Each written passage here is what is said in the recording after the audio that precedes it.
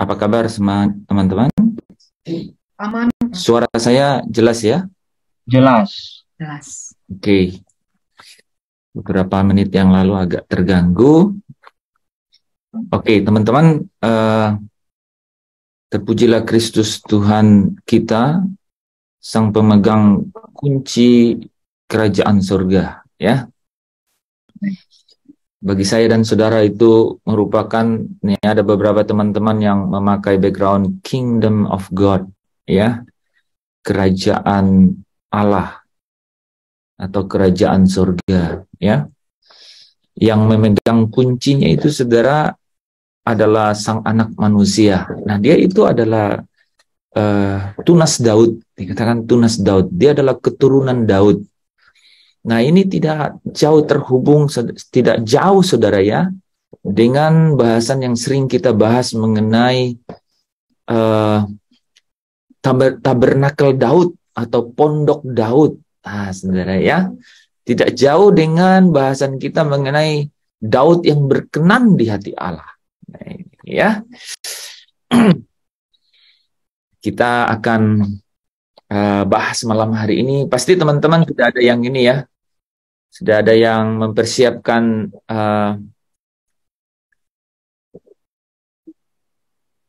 cerita atau kemudian refleksi diri mengenai ceritanya Daud dengan Allah. Siapa saja yang mau sharing malam hari ini boleh raise hand atau supaya saya bisa tahu ada berapa orang. Boleh kasih emoji apa gitu ya. Siapa aja. Atau chat boleh ya. Sambil saya ini boleh di chat ya di bagian chat supaya kita bisa bagi waktu ya. Waktunya bisa sedemikian rupa sehingga saudara dan saya tidak kehilangan sukacita dan damai sejahtera ya. Karena janganlah ada yang mengambil sukacita dan damai sejahtera itu darimu ya. Nah, kalau itu ada padamu maka kerajaan Allah itu ada bersama dengan engkau ya. Amin, saudara. Harus benar-benar kita mengendalikan bukan hanya diri kita tapi situasi, saudara ya. Nah, Bapak Ibu saudara yang dikasihi Tuhan, malam hari ini saya ingin mengawali, karena kalau tidak diawali pasti nervous ya saudara ya, gugup keadaannya ya. Kunci rumah Daud adalah kunci kerajaan surga. Nah, ini menjadi sesuatu yang pasti kita dapat ya, hal yang baru malam hari ini ya. Ada saudara yang pernah dengar kunci rumah Daud?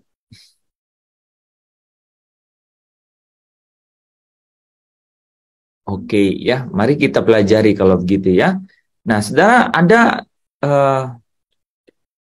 kita tadi malam-malam sebelumnya sudah bicara mengenai satu hubungan.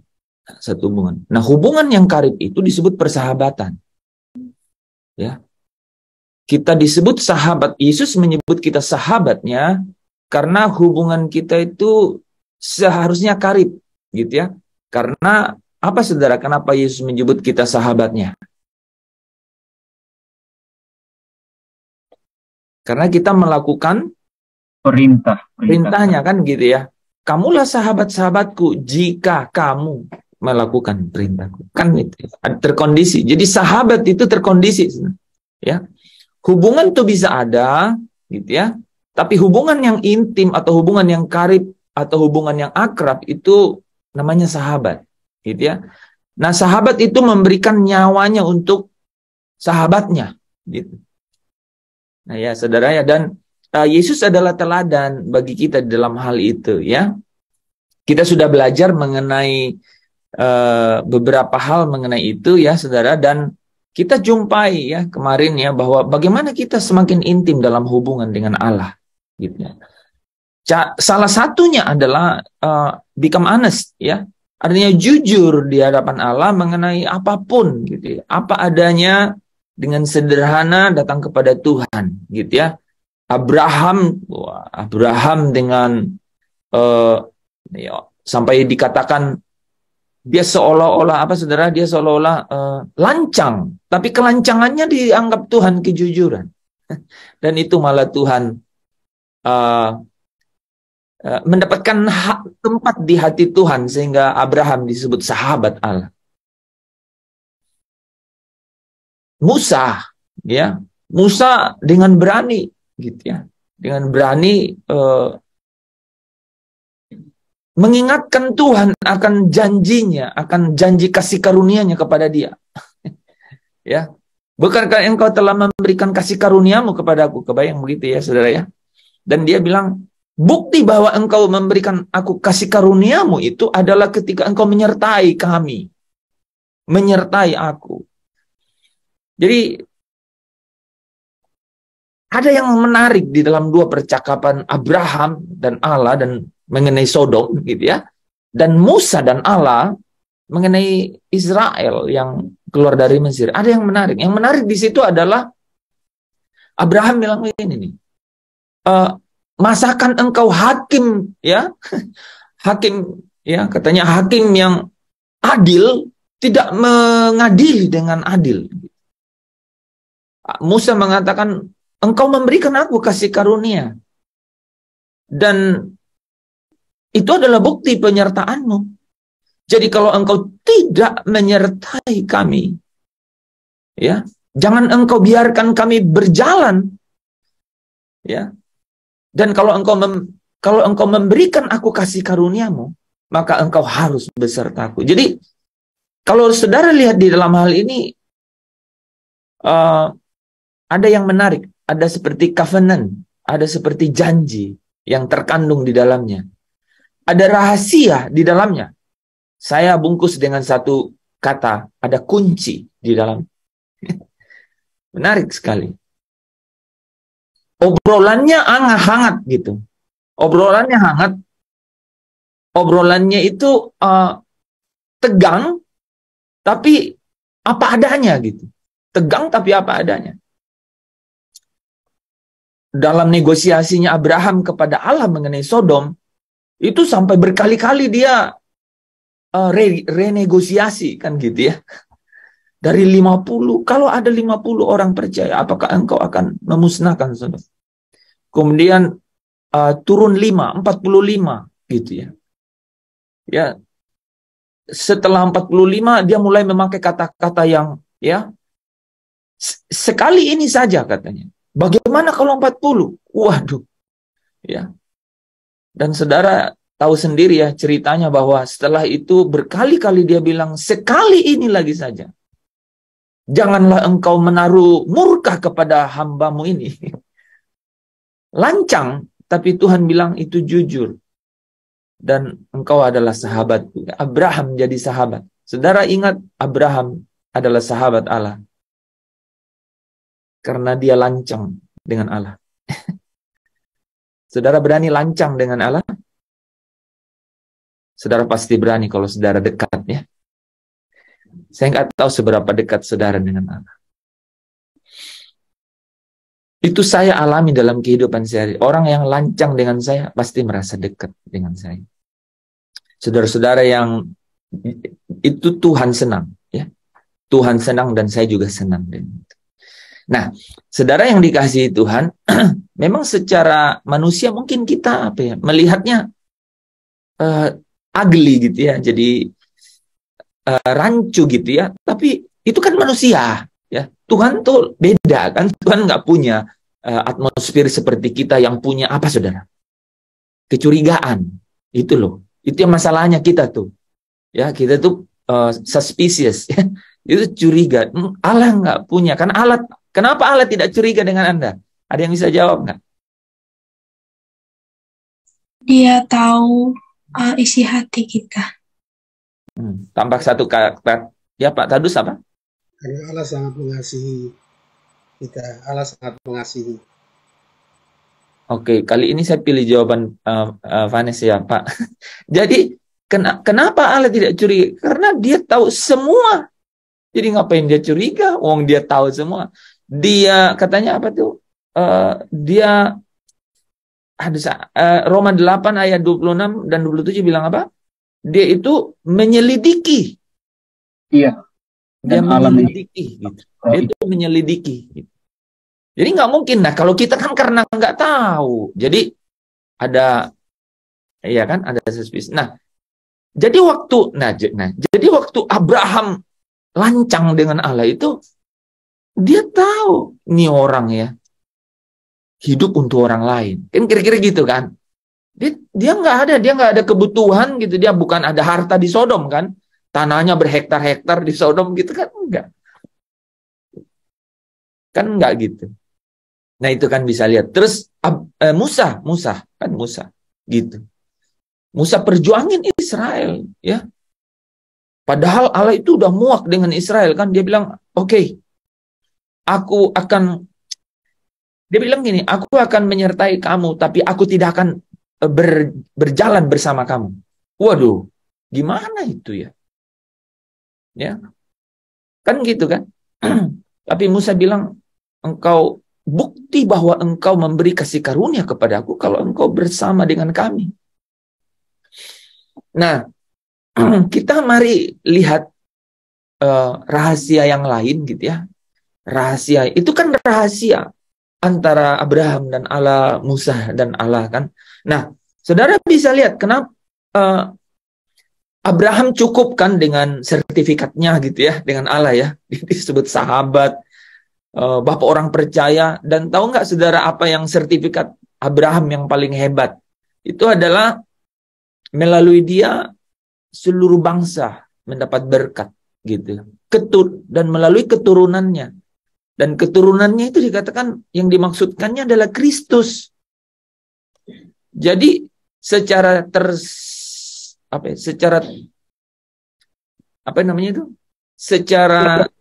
eksplisit. Secara eksplisit tuh Yesus itu keturunannya Abraham gitu kan. Walaupun sering disebut keturunan Daud. Karena dikatakan melalui keturunannya maka bangsa lain mendapat berkat. Saya mau menggambarkan intimasi. Jadi intimasi itu saudara bisa lancang, itu tanda keintiman. Coba saudara ngomong ke anak saudara, bisa lancang? Iya, karena saudara benar-benar tahu. Nah, itu bagaimana kalau kita bawa ke dalam hubungan kita dengan Allah. Nah, ini ada contoh yang Abraham.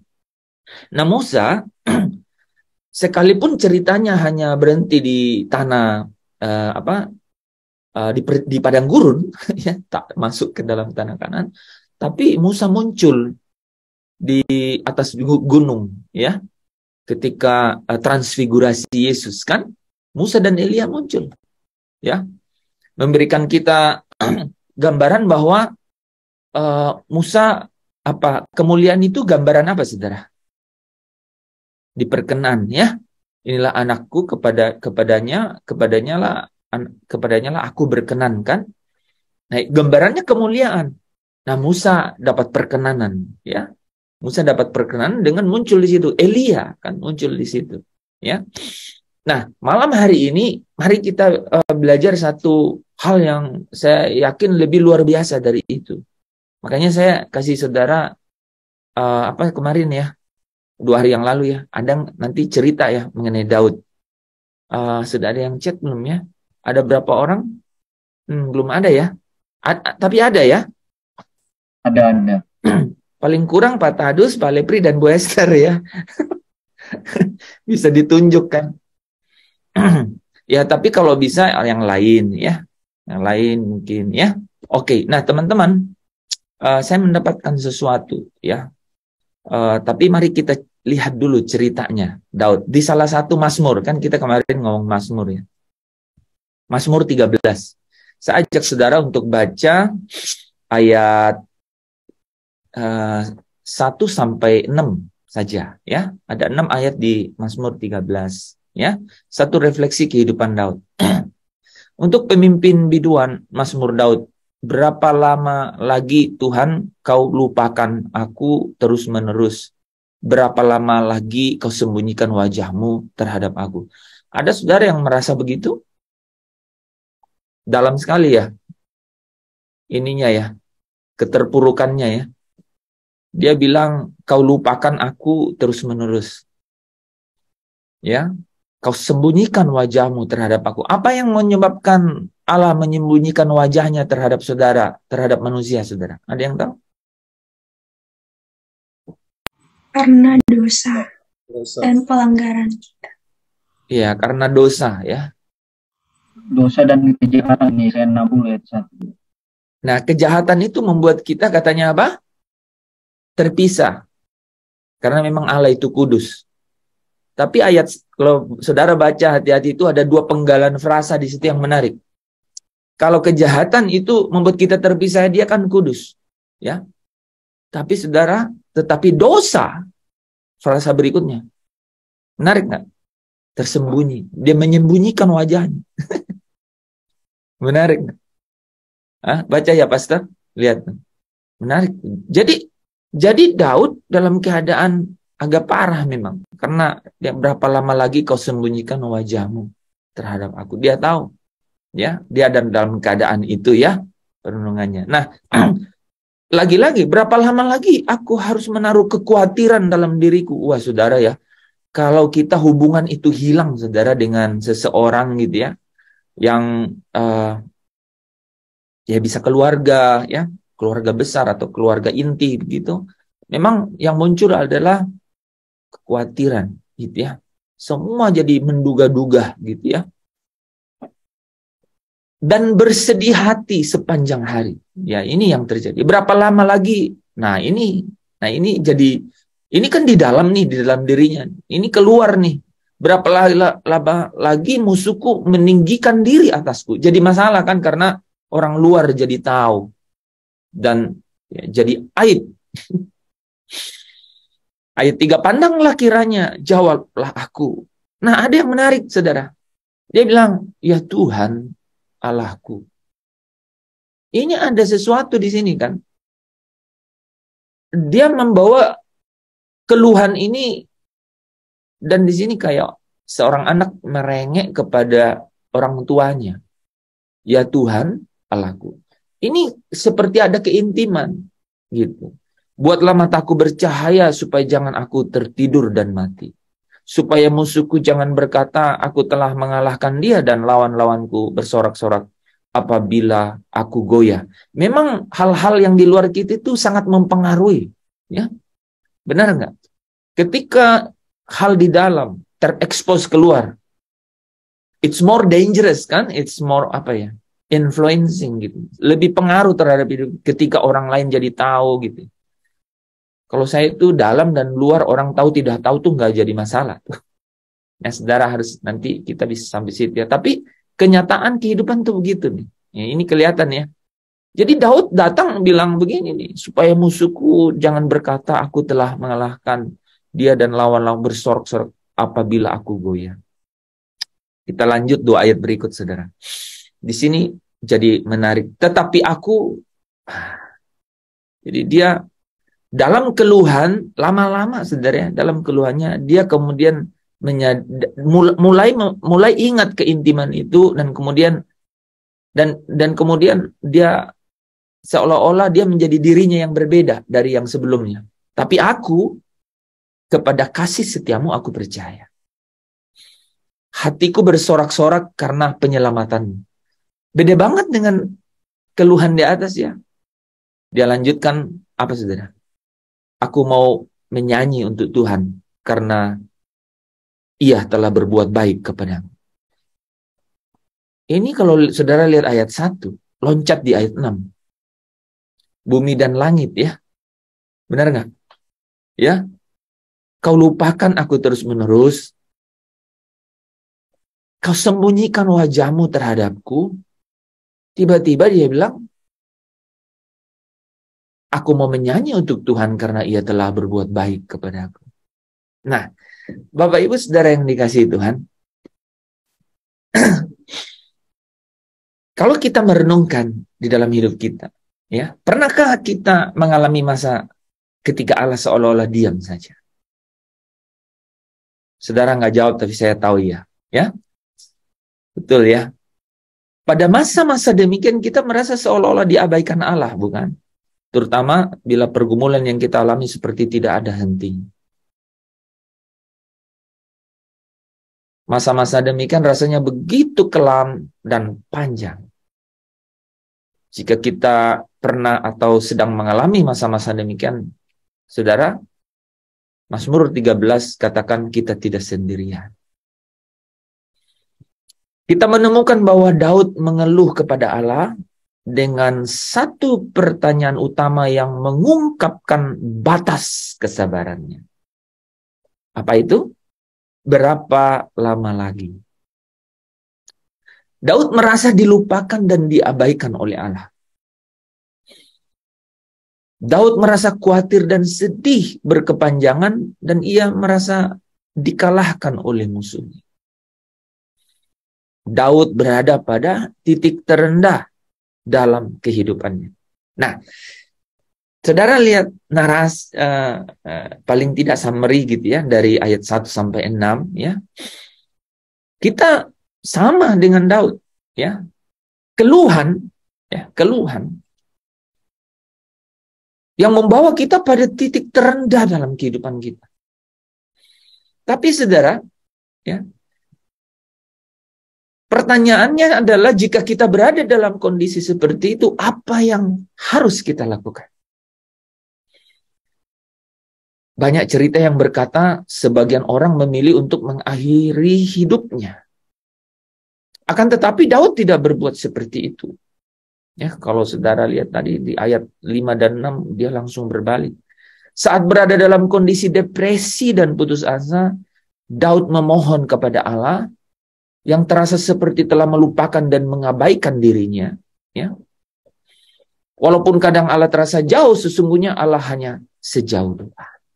Jadi dia berdoa, ya Tuhan Allahku. Saat berdoa, Daud semakin mengalami keintiman dengan Allah. Hal ini terlihat dari kata-kata yang dia gunakan untuk menyapa, ya Tuhan Allahku. Jadi, teman-teman, saya mengundang kita, ya, mengajak kita semua, karena dinamika kehidupan dunia ini, ya, itu tidaklah merupakan tempat nyaman untuk kita. Ya. Semakin tinggi pohon kelapa itu jadi kayak semakin kencang anginnya gitu. Jadi tergantung dengan lingkaran pergaulan gitu ya. Saudara tahu nggak ketika rumah saudara 100 meter dengan 200 meter itu beda bebannya. Sederhana sih. Kita kos atau kontrak rumah atau kontrak rumah terus punya rumah, pasti beda.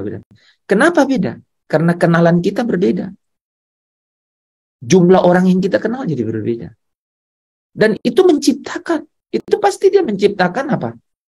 Potensi ya.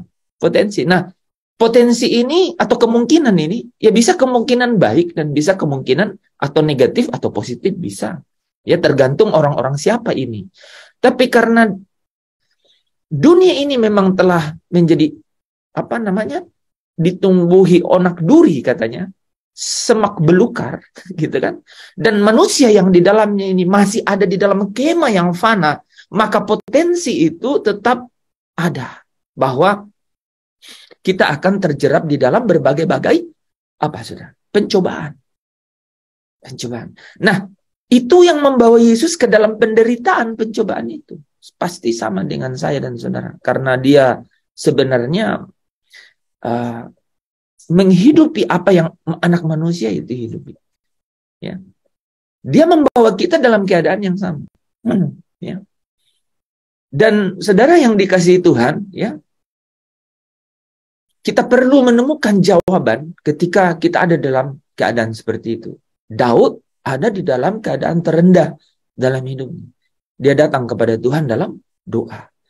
Jadi, saudara, saya ajak untuk kalau kita ada dalam keadaan yang terpuruk, ya, boleh tarik nafas dan bisa seperti Daud berkata, "Ya Allahku, ya Tuhan." Nah, saudara sekarang, tetapi beda kan?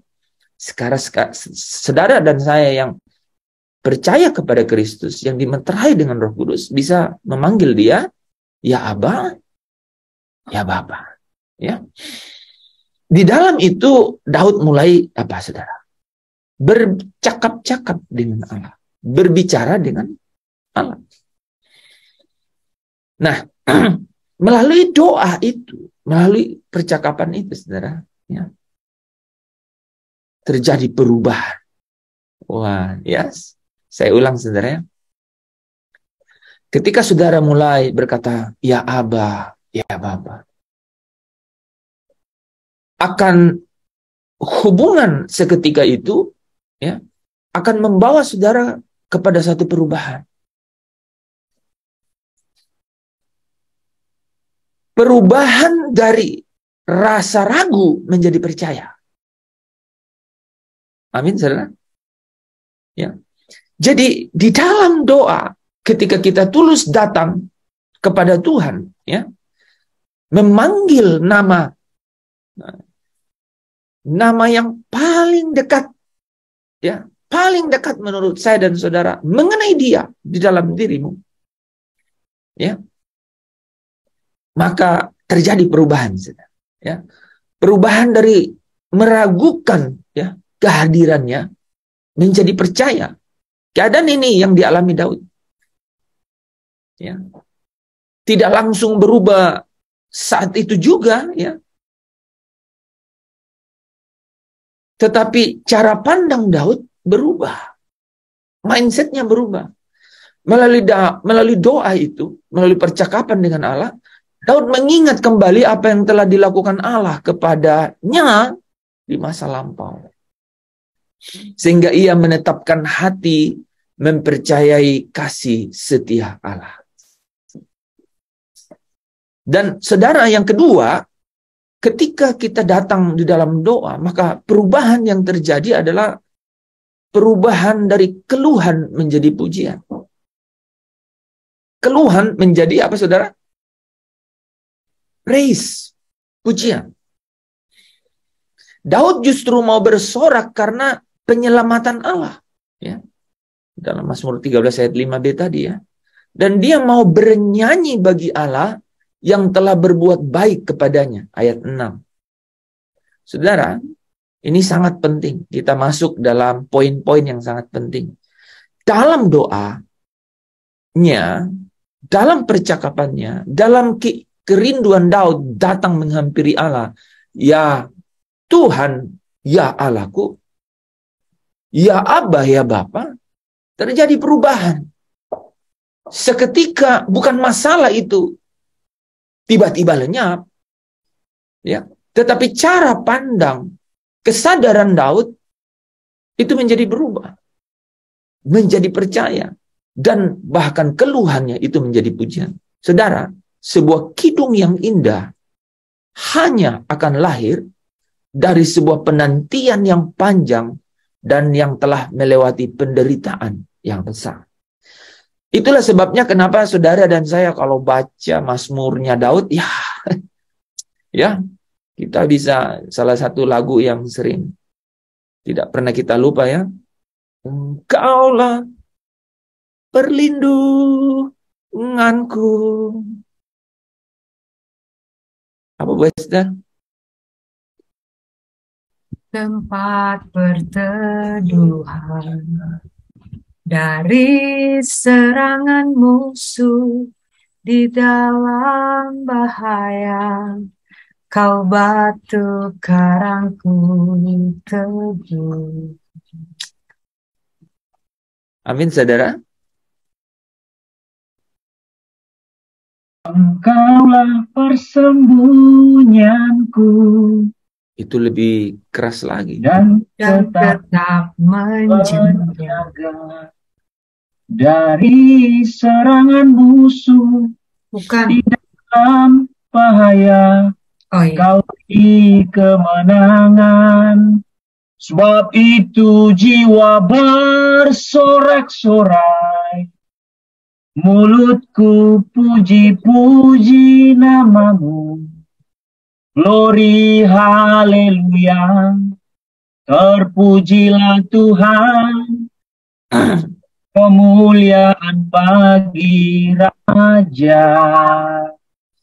Hosana bagimu Yesusku, kudus kuduslah namamu, kasih setiamu Tuhan, kasih setiamu tulus, kasih setiamu bagi kami tak berkesudahan. This is my song favorit. Oh, favorite song, ya. Favorite song. Yeah. Luar biasa loh. Ya, nanti siapkan Wester, itu bagus sekali. Saudara bisa bayangkan ya. Coba, tidak ada satu kata pun yang kita bisa miss dalam lirik-lirik frasa lagu itu. Ya. Nah, kidung ya yang indah hanya lahir dari sebuah penantian yang panjang dan yang telah melewati penderitaan yang besar. Daud ada di dalam bahaya. Ya, Saul mengejar dia, Absalom mengejar dia. Dia ada di lembah di mana tidak ada jalan keluar, ya. Tapi Engkaulah persembunyianku. Dia adalah tempat persembunyian. Wah, saya jadi punya ini ya, saudara ya. Tempat persembunyian. Bahkan dia katakan engkaulah kota bentengku. Bapak Ibu saudara yang dikasihi Tuhan, ya. Ini coba saudara renungkan dulu ya, saudara renungkan, karena ini akan menjadi sesuatu yang hype namanya, atau wow malam hari ini. Renungkan ini, makanya coba Bu Esther, ada gitar nggak atau Pak Tadus?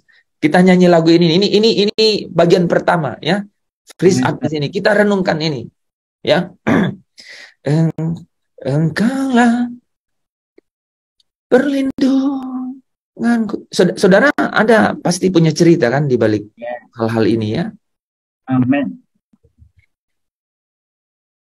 Kita switch ke Western. Engkaulah perlindunganku, tempat berteduhan. Saudara dimanapun saudara berada, silakan angkat pujian. Dari serangan musuh di dalam bahaya, kau batu karangku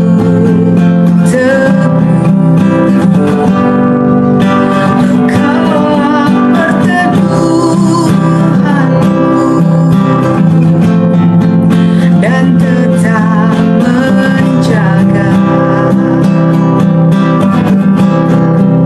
atas kesesakanku di dalam cobaan, kau beri keluputan. Sebab itu jiwa bersorak-sorai, mulutku puji-puji namamu. Glory haleluya, terpujilah Tuhan, kemuliaan bagi Bapa. Hosana bagimu Yesusku, kudus kuduslah namamu, kasih setiamu kudus, kasih setiamu tulus, kasih setiamu bagi kami tak berkesudahan.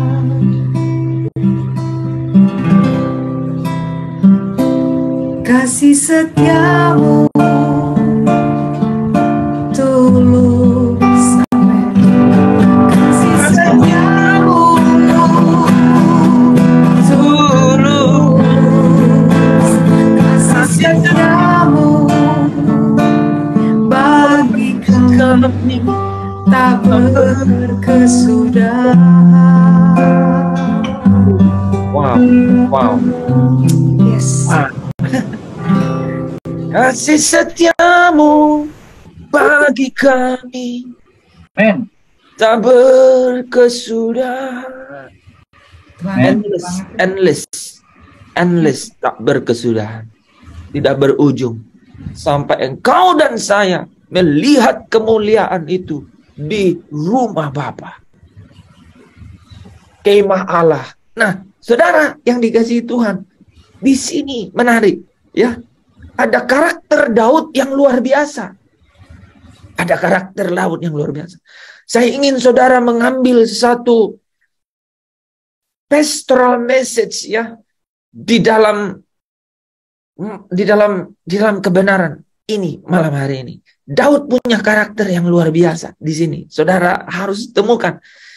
Kita tahu bagaimana kelancangan Abraham. Kita tahu gimana Musa challenge God. But di sini saudara ada sesuatu karakter Daud yang luar biasa. Karakter Daud yang masuk di dalam praise and worship ini jadi menarik. Ini kenapa nama Daud dipakai sampai ujung perjalanan, ya, sejarah, ya, zaman, ya saudara, ya. Masih ingat saudara bahwa Daud pernah membangun bait suci Allah? Saya mulai, ya saudara, perhatikan baik-baik. Pada saat itu bait suci dibangun oleh Musa, kita sudah bahas di Gibeon. Tetapi Daud bawa tabut perjanjian. Tabut perjanjian menggambarkan tentang kehadiran Tuhan, menggambarkan Kristus yang ada di dalam engkau, Roh Kristus yang ada di dalam engkau. Daud bawa tabut perjanjian ke Yerusalem, dan Yerusalem, di sana Daud mendirikan bait suci yang lain. Bait suci didirikan oleh Musa ada di pegunungan Gibeon. Bangunan bait suci ada di sana. Ini merupakan gambaran agama, saudara. Kekristenan secara agama. Kita harus mengerti bahwa kekristenan bukan agama, tetapi kekristenan merupakan satu hubungan. Christianity is not religion. Christianity is a relationship. Jadi, kekristenan adalah satu hubungan antara manusia dan Allah yang ada di surga melalui Kristus Yesus Tuhan. Apa yang terjadi dengan bait suci yang dibangun oleh Musa? Masih ada pintu pelataran, ruang kudus, ruang maha kudus dengan segala perkakasnya. Tetapi kehadiran Allah, tabut perjanjian yang adalah bukti kehadiran Tuhan, tidak ada di sana. Kehadiran Tuhan saat itu digambarkan dengan tabut perjanjian. Daud bawa tabut itu dan dia bangun bait suci. Dan saudara tahu, tabut perjanjian itu dibawa Daud ke Yerusalem. Kemudian di Yerusalem, Daud membangun bait suci yang lain yang disebut Tabernacle of David. Tabernakel Daud. Di dalam Alkitab kita sebut itu pondok Daud. Daud mengadakan pujian dan penyembahan di dalam bait suci itu selama sepanjang hari, 24 jam. Di dalam bait suci itu, saudara, pujian penyembahan itu yang menjadi karakter Daud. Daud menjadi penyembah yang hebat. Ini kunci, saudara. Daud tahu ketika Daud ada dalam masalah. Ketika Daud ada dalam bahaya. Dia tahu ketika dia ada dalam masalah, ada dalam bahaya, dia harus datang and worship God.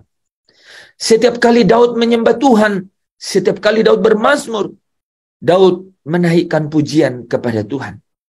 Tuhan aktifkan kunci dan pintu terbuka. Get this message.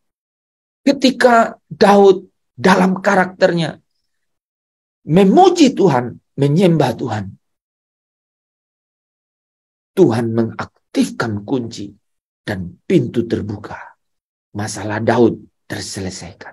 Ketika Daud terdesak, ketika Daud terjepit, kelihatan tidak ada jalan keluar, Daud langsung memuji Tuhan.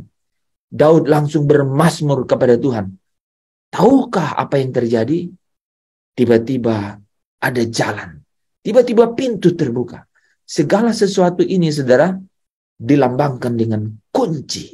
Akhirnya kata-kata ini menjadi dari sebuah karakter Daud, menjadi kunci Daud. Yesaya 22 ayat 22 berkata, aku menaruh kunci rumah Daud. The key of tabernacle of David. Ke atas bahunya. Saudara sampai di sini ikut ya. Jangan lost. Ya. Engkaulah persembunyianku. Di dalam lirik panjang itu terkandung karakternya. Dan karakter ini jadi kunci yang membuat Tuhan membuka pintu untuk pintu-pintu yang tertutup. Saudara tahu ini berbicara mengenai apa? Ini bicara mengenai Eliakim, anak Hilkia, yang melayani Raja Hizkia. Saudara tahu Raja Hizkia ya, sebagai hamba yang sejati. Eliakim menerima otoritas kerajaan dan kunci rumah Daud, dinasti Daud, di atas bahunya. Ini ia memerintah atas rumah Daud, Yerusalem, dan Yudea. Dan ini, saudara, memberikan kita gambaran atau bayangan mengenai Sang Mesias. Kristus Yesus dalam Yesaya 9 ayat 6. Sebab seorang anak telah lahir untuk kita, seorang putra telah diberikan untuk kita, lambang pemerintahan ada di atas bahunya, dan namanya disebut orang penasehat ajaib, Allah yang perkasa, Bapa yang kekal, Raja damai. Ada satu gambaran, bayangan. Wahyu 3 ayat 7 kemudian memberikan kita satu pencerahan yang lebih jelas, saudara. Dan tuliskanlah kepada malaikat jemaat di Philadelphia. Inilah firman dari Yang Kudus. Jadi saudara kalau ingat Yesaya 9 ayat 6, dialah penasehat ajaib, Allah perkasa, Bapa kekal, Raja damai. Maka di kitab Wahyu 3 ayat 7 berubah, saudara. Ya, menjadi singkapan yang lebih jelas. Inilah firman dari Yang Kudus, yang benar. Siapa dia, saudara? Yang memegang kunci Daud. Apabila ia membuka, tidak ada yang dapat menutup. Apabila ia menutup, tidak ada yang dapat membuka. Karakter Daud menjadi kunci Daud. Tuhan Yesus memegang kunci Daud.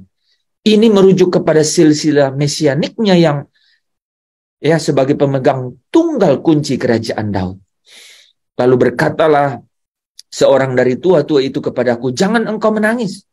Sesungguhnya singa dari Yehuda, yaitu tunas Daud, telah menang. Sehingga ia dapat membuka gulungan kitab itu dan membuka ketujuh meterainya.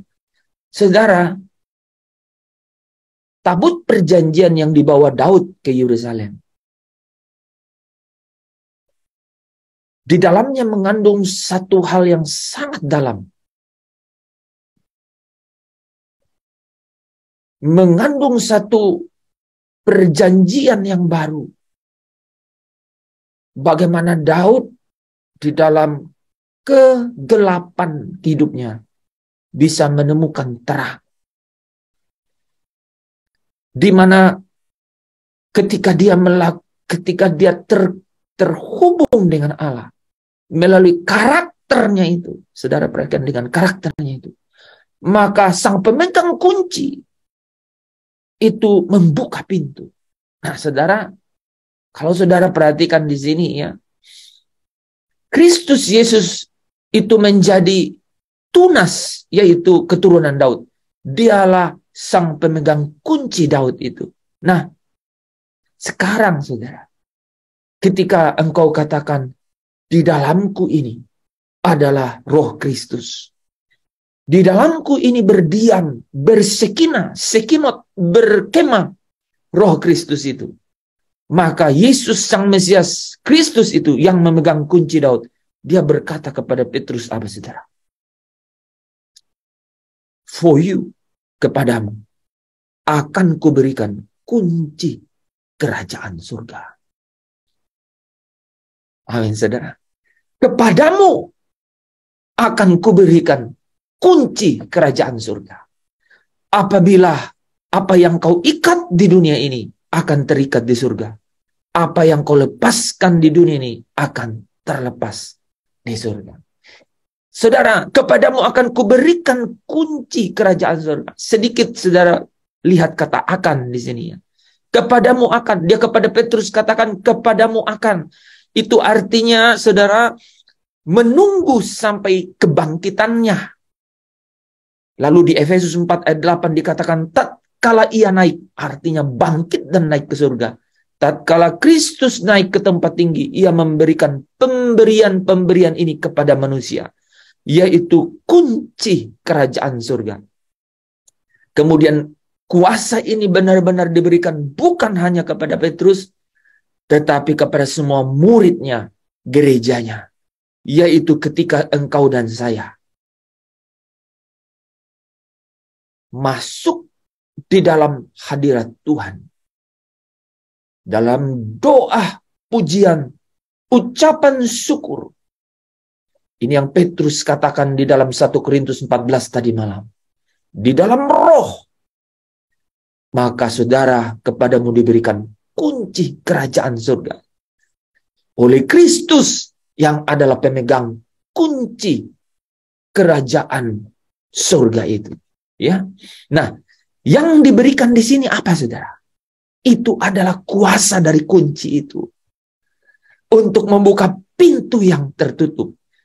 Engkau dan saya sebagai hamba-hamba Kristus adalah orang-orang yang kepadanya dipercayakan kuasa dari kunci itu, yaitu rahasia Allah. Ya, sama seperti Eliakim, ya, yang memegang kunci rumah Daud.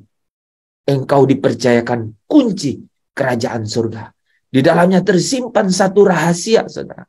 Saudara, apapun masalah yang kita alami, kita hadapi hari-hari ini, yang kita butuhkan adalah kunci supaya pintu terbuka. Amin, saudara. Amin. Amin. Kunci supaya pintu itu terbuka. Ya, tanggalkan beban dan mulai sekarang belajar untuk memuji, menyembah Tuhan. Belajar mengucap syukur kepada Tuhan di dalam roh dan kebenaran. Karena itulah kuasa yang diberikan kepada engkau dan saya, yang adalah kunci kerajaan surga. Wah, saya masih ingat ya, ketika Yesus bilang, ketika aku mengusir setan dari orang itu, maka kerajaan Allah itu ada di tengah-tengah kamu. Bapak, Ibu, Saudara yang dikasihi Tuhan, kerajaan Allah bukan masalah makan dan minum, tapi ini mengenai damai sejahtera, sukacita, dan kebenaran itu di dalam roh, oleh Roh Kudus. Saudara ya, inilah kerajaan itu. Jadi Bapak Ibu, Saudara bisa menangkap nggak? Ya, bagaimana tabut itu dibawa Daud dari Gibeon yang didirikan Musa, ya saudara ya. Dan kemudian dia bangun tabernakel Daud di pondok Daud. Hubungan, karakter dari hubungan, yaitu karakter yang memuji, karakter yang datang menghampiri Tuhan dalam doa, karakter yang datang dalam penyembahan, yang menyembah Tuhan dalam roh. Itu adalah kunci supaya engkau dan saya ada di dalam kerajaan surga. Dan kunci itu adalah kuasa untuk membuka pintu. Amin. Haleluya, saudara. Masih ikut dengan saya? Amin. Kitab menceritakan satu cerita dalam perjanjian baru. Ketika Paulus dan Silas. Tetapi kira-kira tengah malam. Perhatikan baik-baik, kira-kira tengah malam. Saudara, mungkin kita sedang berada dalam saat-saat yang gelap dalam hidup kita. Mungkin kita sedang membutuhkan mujizat Tuhan. Kalau kita sedang melalui saat-saat yang gelap, apa yang saudara dan saya harus lakukan. Paulus dan Silas ketika itu yang mereka lakukan apa, saudara? Tetapi kira-kira tengah malam Paulus dan Silas berdoa, menyanyikan puji-pujian kepada Allah. Saudara, kalau kita lihat dalam bahasa aslinya, pujian-pujian yang dinaikkan Paulus dan Silas itu adalah mengacu pada Mazmur 113 sampai Mazmur 118. Wow, wow. Saudara, ini kunci dari karakter Daud yang datang di dalam penyembahan kepada Allah, saudara. Malam hari ini, saya ingin mengundang Bapak Ibu Saudara yang dikasihi Tuhan. Tidak melewatkan kebenaran apa yang tersimpan rahasia di dalam. Kenapa Daud dikatakan dia berkenan, dia dekat dengan hati Allah. The man after God heart. Karena dia memiliki karakter yang benar-benar bukan hanya inisiatif manusia, saudara.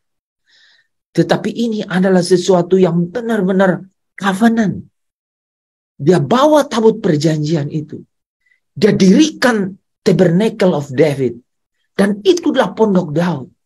Ini bicara mengenai di sanalah tempat kehadiran Allah. Saya bertanya malam hari ini, where is God? Di mana Allah? Allah berkata, aku diam di dalam setiap manusia yang percaya kepada Yesus Kristus Tuhan. Dan itulah Roh Kristus yang diam di dalam engkau. Ketika engkau di dalammu berdiam Roh Kristus, Kristus sendiri berkata, kepadamu kuberikan kunci kerajaan surga. Ngeri-ngeri sedap. Tapi ada rahasia yang sangat besar. Yang kita bisa melihat dengan mata rohani. Tidak ada masalah yang lebih besar daripada itu. Malam hari ini, saudara ambil pewahyuan ini dengan luar biasa. Bahwa ada kunci kerajaan surga yang diberikan kepada saya dan saudara. Kepada jemaat, kepada gerejanya. Apa yang kau ikat di surga, apa yang kau ikat di bumi, itu terikat di bumi. Apa yang kau ikat di surga, terikat di surga. Dan itu bicara mengenai apa, saudara? Bicara mengenai ketika, kapan saudara bisa mengaktifkan kunci ini? Karakter Daud bicara. When he come in presence of God. Ketika dia datang di hadirat Tuhan. Berdoa. Memuji. Mengucap syukur, menyembah. Tuhan yang memberikan engkau kunci itu. Membuat pintu terbuka. Dan Paulus dan Silas melihat kebenaran itu terjadi. Saudara mau melihat kuasa kunci kerajaan itu terjadi dalam hidupmu? Amin ya. Tidak ada yang lebih besar daripada kerajaan itu sendiri, saudara ya. Saudara harus memilikinya di dalam hidupmu ya, supaya setiap pintu yang tertutup dapat terbuka. Amin. Nah, saya akhiri di situ ya. Renungan dari bagaimana kita melihat karakter Daud. Nah, teman-teman, adakah yang mau sharing mengenai apa cerita Daud yang saudara dapat dengan Allah, yang merupakan refleksi kehidupan engkau atau orang lain? Silakan.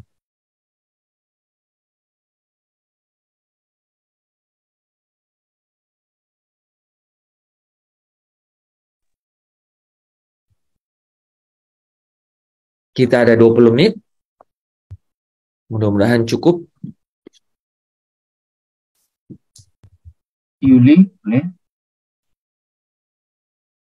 Yuli? Oh, sudah ini ya? Ya. Oke, silakan.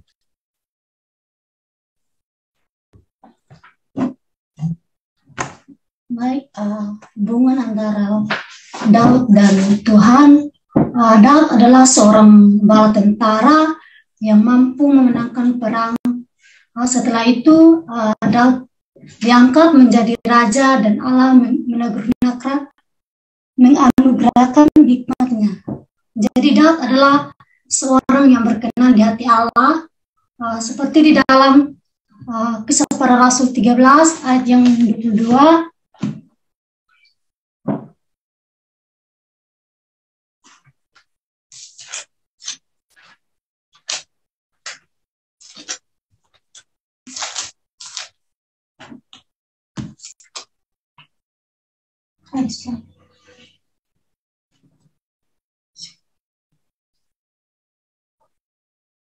Setelah Saul disingkirkan, Allah mengangkat Daud menjadi raja mereka.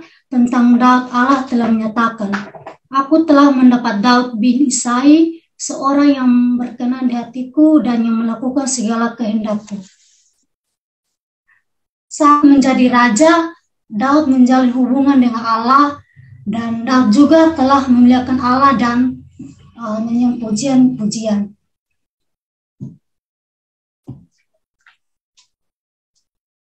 Daud berkata bahwa dia akan memegang perjanjian terhadap Allah, di mana dia akan tetap tinggal di rumah Tuhan sepanjang masa.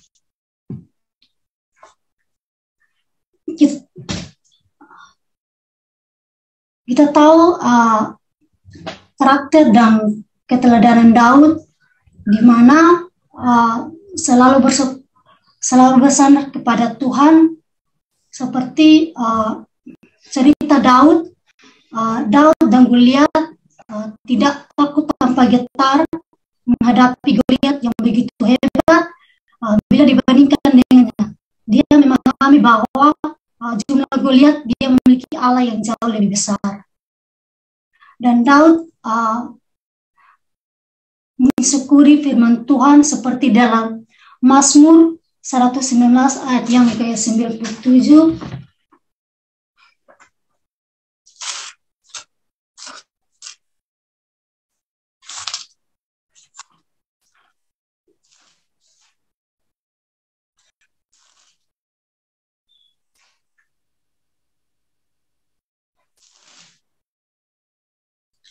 Betapa aku cintai Tauratmu, aku merenungkannya sepanjang hari. Di situ ada karakter dari Daud. Daud percaya sepenuhnya kepada Allah. Seperti di dalam 1 Samuel 17 ayat yang ke-45.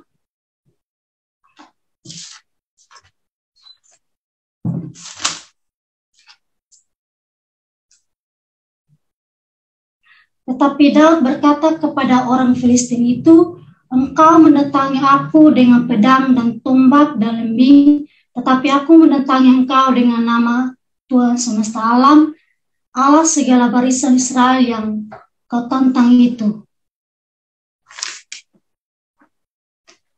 Jadi Daud percaya sepenuhnya pada Allah. Daud paling terkenal karena keberaniannya untuk maju melawan Goliat. Dan Daud percaya bahwa Allah telah memanggilnya untuk melawan Goliat. Dan Allah akan menolongnya melawan Goliat mencapai kemenangan. Mungkin itu dari saya, Bapak. Terima kasih. Terima kasih, Yuli. Dari Ana boleh?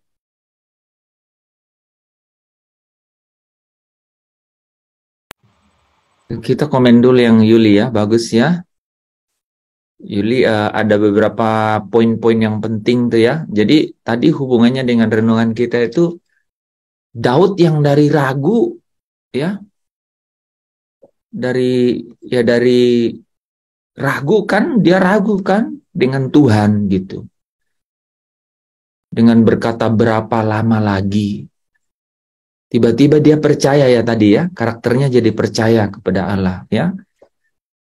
Aku mendatangi engkau dengan nama Tuhan ya. Itu kan menarik ya. Pernah saudara mau meeting begitu? Nih ya. Dia bilang, Aku mendatangi engkau dengan nama Tuhan semesta alam. Ya. Itu menarik itu saudara ya. Jadi benar-benar dari ragu dan jadi percaya, mengandalkan Tuhan. Ya. Terus tadi satu lagi ya. Apa tadi itu yang sebelum itu apa ya? Yang 119 ayat 97 ya. Pujian ya. Betapa ku cinta Tauratmu, aku merenungkannya sepanjang hari. Ya. Jadi dari itu kan pujian ya. Betapa ku cinta Tauratmu, aku merenungkannya sepanjang hari. Dari keluhan itu jadi pujian. Jadi saudara kalau bisa tangkap hal itu ya. Jadi dari keraguan jadi percaya, gitu ya. Terus dari keluhan jadi pujian. Nah ini hal-hal itu yang mengubah, kan? Mengubah. Masalah masih ada, tapi suasana batin itu sudah berubah gitu. Dan kalau sudah berubah maka ya tinggal saudara terus-menerus ada di dalam apa? Di dalam doa, pujian, di dalam ucapan syukur, dan kemudian di dalam penyembahan. Nah sekarang teman-teman bisa sambungkan dengan yang tadi malam loh, ya, yang Pak Stefanus sampaikan di 1 Korintus 14 kan, gitu ya. Aku berdoa, aku menyanyi dan memuji. Kemudian apa terakhir? Aku mengucap syukur. Coba lihat, ada 4 hal di situ, ya. Aku berdoa. Kalau aku berdoa dengan rohku, maka aku tidak sedang berdoa dengan akal budiku. Kalau aku sedang menyanyi dan memuji, dengan saya nggak tahu dalam bahasa Inggris hanya sing, tapi di situ dibilang aku menyanyi dan memuji, berarti beda ya, mungkin berbeda ya. Dengan akal budiku, maka aku tidak sedang menyanyi dan memuji. Kalau aku menyanyi dan memuji dengan rohku, maka aku tidak sedang menyanyi dan memuji dengan akal budiku. Dan terakhir, ketika aku mengucap syukur dengan rohku, aku tidak sedang mengucap syukur dengan akal budiku. Jadi Paulus tahu mengenai karakter tabernakel Daud itu. Gimana itu connect sama Tuhan. Perjanjian yang baru itu saja yang kemudian memberikan kita apa? Grace gitu, anugerah, kasih karunia. Bahwa Allah di sini gitu. Ya, bahwa Kristus itu ada di tengah-tengah kamu. Gitu. Itu yang menjadi luar biasa. Makanya Yesus bilang, kepadamu kuberikan kunci kerajaan surga. Mohon maaf ya, Yesus mau bilang gini, you mau pakai atau tidak pakai, itu sudah ada di kamu. Saudara mau pakai? Pasti ya. Amin. Amin ya. Amin. Apa ya joknya kemarin tuh ya? Ayatnya bagus loh Pak, Matius 18:18. Ya, jadi di Matius 18 ayat 18 itu kemudian lebih vulgar kan, gitu. Aku berkata kepadamu, sesungguhnya apa yang kamu ikat di dunia ini akan terikat di surga. Tapi saudara kalau perhatikan yang Wahyu 3 ayat 7 itu, wah itu apa ya? Sangat powerful kan? Di situ dikatakan apabila ia membuka tidak ada yang dapat menutup, apabila ia menutup tidak ada yang dapat membuka. Ya, sama persis, saudara ya. Nah, kunci yang sama itu diberikan kepada setiap orang, ya. Yang adalah gerejanya. Karena kepada Petrus itu, karena Petrus adalah di atas batu karang ini akan kudirikan gereja. Gitu. Oke, terima kasih Yuli. Jadi sama dengan barang siapa yang ada dalam Kristus, tidak ada yang dapat menarik, yang tidak ada yang dapat keluar mengambilnya, bahkan Bapa yang lebih besar tidak ada yang dapat mengambilnya dari tangan Bapa. Berarti itu sama dengan itu ya. Iya. Kunci itu. Iya, betul. Dia yang pegang kunci itu, ya. Kalau dia sudah memilih domba itu, maka tidak ada yang dapat mengambilnya. Bahkan Bapa yang lebih besar dari semua, Yohanes 10 ya, Yohanes 10 ayat 28 dan 29. Makanya di Yohanes 10 ayat 30 dia bilang, aku dan Bapa satu. Gitu. Nah, tapi teman-teman, itu kepadamu diberikan kunci. Kalau pegang kunci, pintu pasti terbuka tidak? Pasti. Tidak kalau tidak digunakan. Harus digunakan kunci itu. Silakan Pak Tadus dan Pak Lepri diskusi dulu. Ya, saya kira cuma Pasti pada saat kita pakai konteksnya. Ya.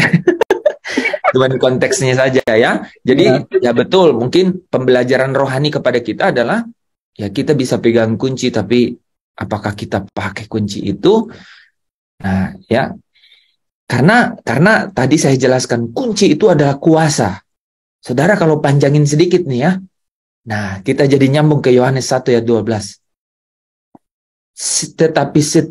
Tetapi semua orang yang menerimanya diberinya kunci. Oke, boleh ya? Kunci kuasa untuk menjadi anak.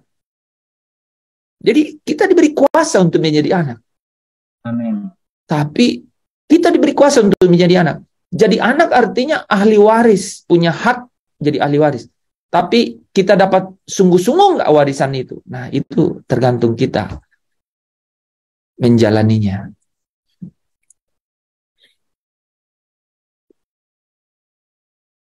Oke, siapa lagi? Mungkin satu lagi kali. Ya Pak Taris, maaf silakan. Dari saya mungkin Iya Pak. karakter yang sangat disukai udah dari Daud yang disukai oleh Allah, oleh Tuhan adalah dalam kaitannya dengan persahabatan atau hubungan, Daud itu begitu rendah hati dan terbuka, jujur. Itu terlihat dari Mazmur 51 ya. Ketika dia melakukan pelanggaran, membunuh suaminya Batseba dan mengambil Batseba, dan ketika Nabi Nathan mengingatkan dia begitu rendah hati, terbuka dan jujur. Dan dia berkata, kasihanilah aku ya Allah menurut kasih setiamu. Ya, Mazmur 51 sepanjang itu. Dia begitu rendah hati dan jujur di hadapan Tuhan, mengakui segala pelanggarannya, kesalahannya. Ini ya Pak ya, sebab aku sendiri sadar akan pelanggaranku ya. Ini yang sering Bu Esther senang nih. Sesungguhnya dalam kesalahan aku diperanakkan, dan dalam dosa aku dikandung ibuku. Ya, betul. Terus, oh iya ini nih. Jangan membuang aku dari hadapanmu dan jangan ambil rohmu yang kudus daripadaku. Bagus sekali nih ya. Bangkitlah kembali padaku kegirangan karena selamat yang daripadamu dan lengkapilah aku dengan roh yang rela. Wow, ini nih. Lengkapi aku dengan roh yang rela. Wah, bagus nih. Wah, itu baru saya baca itu. Lengkapi aku dengan roh yang rela. Oke. Tuhan. Jadi kalau menyanyi lagu itu berarti memang ada roh yang rela ya. Lengkapi aku dengan roh yang rela. Saya udah berulang-ulang baca ayat itu baru ketangkap. Lengkapi aku dengan roh yang rela. Baik, terima kasih itu dari saya, Pak Hens. Iya. Apa itu? Terbuka ya di hadapan Tuhan ya. Terbuka di hadapan Tuhan. Oke, ada lagi?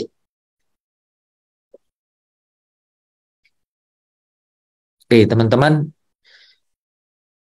Ini bukan untuk isi waktu ya. Ini bukan untuk isi waktu. Saudara mungkin sering melihat saya seperti pembaca doa di upacara bendera ya, yang doanya sama diulang-ulang. Banyak hal yang saya sering ulang-ulang. Ketika saya bicara mengenai keadaan dunia ini, seperti terkesan diulang-ulang. ya. Dan memang saya ulang gitu. Dan saya sengaja untuk ulang. Karena kalau dunia ini tuh Taman Eden yang pertama, saya nggak perlu juga khotbah di sini, kan nggak perlu juga khotbah. Karena artinya kita itu sungguh amat baik, bener nggak? Kalau seandainya Eden yang dulu tidak musnah gitu ya, tapi nggak ada lagi, ya. Ini adalah Getsemani, gitu. Kan ngomongnya gitu kan. Ini Getsemani. Ini tempat di mana kita harus berdoa. Itu kira-kira ya. Bagus juga dipakai kata-kata itu Pak di mimbar. Benaran ini Getsemani. Dan kalau Getsemani, saya menarik ya, selalu digambarkan dengan itu ya. Dan kita harus ke bukit ya, dan itu Golgota kan, dan itu penderitaan. Itulah keadaannya. Sehingga ketika Yesus bilang, aku tidak tinggalkan kamu yatim piatu, ya. Aku memberikan kamu penolong, yaitu Roh Kudus yang akan menghibur, yaitu penghibur. Ini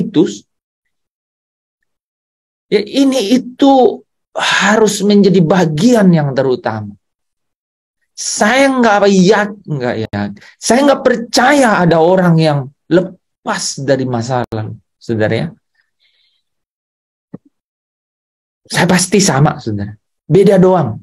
Yang satu cicil motor, yang satu cicil pesawat. Bedanya itu aja. Saudara tahu nggak, saya pernah cicil rumah 50 juta tiap bulan. Pernah. Sekarang udah enggak. Saudara tahu nggak? Beda aja. Kan? Beda ukuran itu aja. Ya. Tapi masalah, ya. Coba saya tanya, ada yang misalnya cicil motor berapa biasanya kan 1.500.000 gitu ya. Rasa berat? Ada yang rasa berat. Biasanya cari murah Pak, 500, 600 cicilannya. Ya Pak tadi. Di angka-angka itu ya. Coba bayangkan saudara, mungkin buat saya, buat pastor mungkin nggak, tapi saya cicil rumah 50 juta. Jadi masalahnya jangan-jangan lebih berat masalah saya jadinya. Nah, jadi kesusahan hari ini memang cukuplah hari ini. Esok punya kesusahan sendiri, kata Yesus. Ya kan? Gitu. Nah, makanya saya sering ulang. Nah, satu jawaban dari semua itu, Yesus datang di tengah-tengah manusia. Kan begitu. Dan, tapi Yesus tidak ada lagi, Pak. Mungkin orang ada yang bilang begitu kan. Kalau ada, saya pakai, ya, nggak apa-apa, 24 jam jalan kaki, tapi saya temui dia seperti perwira itu. Ya kan gitu kira-kira kan. Tapi dia nggak ada di sini, dikatakan dia ada di surga. Nah, dia bilang, aku tinggalkan ya roh yang hidup itu, dan roh itu berdiam di dalam kamu. Nah, kita harus tahu rahasia itu kan. Rahasia itulah kunci kerajaan surga. Ya. Dan kerajaan itu bicara mengenai apa? Kebenaran, sukacita, dan damai sejahtera oleh Roh Kudus. Itu yang kita terus-menerus syiarkan di dalam hati terutama. Ya, karena ya banyak saksi katanya. Sehingga kita harus masuk dalam perlombaan yang diwajibkan itu, ya. Coba teman-teman pasti ada yang udah puluhan tahun berjalan di belakang Yesus. Saya pakai kata-kata itu ya, biar mewakili pelayanan yang begitu melelahkan. Dan sudah begitu ya. Pasti banyak saudara yang sudah berjalan di belakang Yesus. Ya.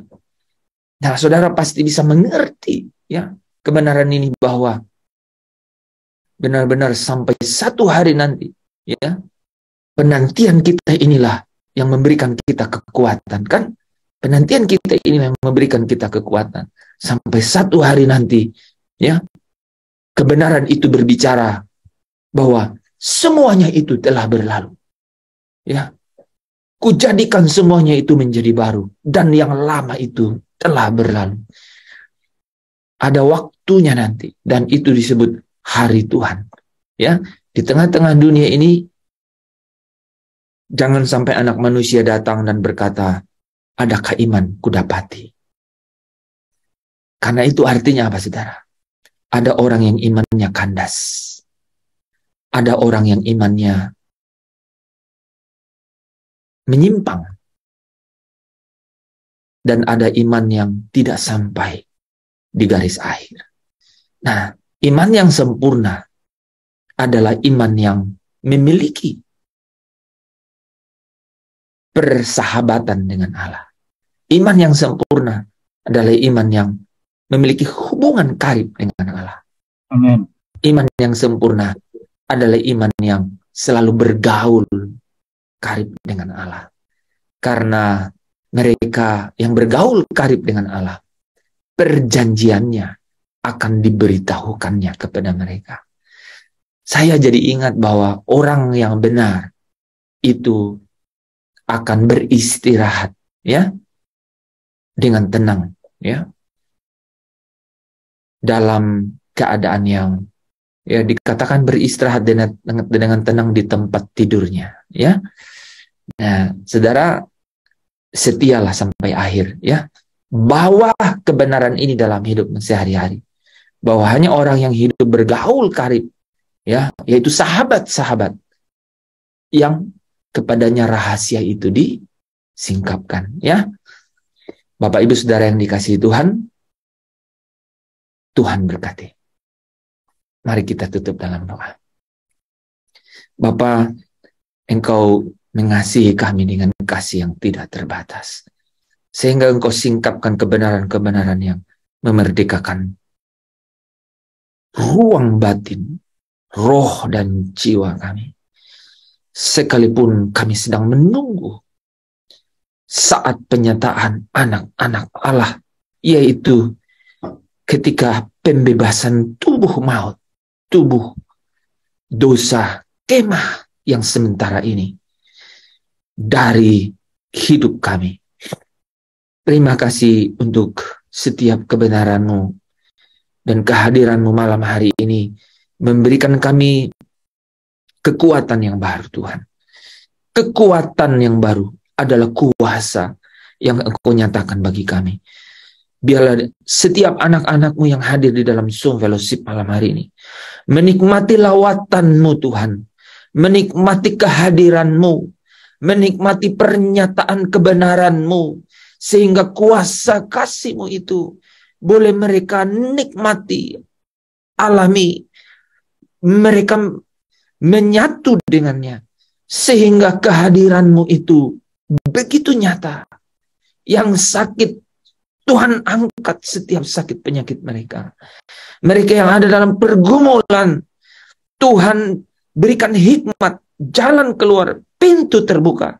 Bahkan setiap apa yang mereka perlukan malam hari ini, demi kasih karunia Allah, Sang Pemurah dan Penyayang itu, penuh kasih, memberkati, menyediakan apa yang Engkau perlukan malam hari ini. Setiap anak-anak-Mu diberkati Tuhan, orang tuamu diberkati Tuhan, keluar masukmu dipelihara oleh Tuhan. Engkau akan berjalan tidak sendirian, tetapi malaikat Tuhan akan berjaga-jaga di sepanjang perjalananmu. Diluputkan engkau dari malapetaka mara bahaya, sehingga kebajikan dan kemurahan belaka yang menyertai hidupmu. Sehingga berkat-berkatnya Abraham, Yakub, dan Ishak itu menjadi bagian dalam hidupmu. Malam hari ini, esok, bahkan sampai selama-lamanya. Sampai engkau dan saya melihat Kristus dalam kemuliaannya, menyongsong Dia di awan-awan untuk masuk dalam perjamuan kawin anak domba. Di dalam nama Yesus Kristus, engkau yang percaya dan diberkati, bersama dengan saya katakan, amin. Amin. Amin. Amin. Amin. Amin. Amin. Amin. Kasih setiamu, Tuhan, Kasih kasih setiamu setiamu tulus kasih setiamu bagi kami, tak berkesudahan. Tuhan. Haleluya.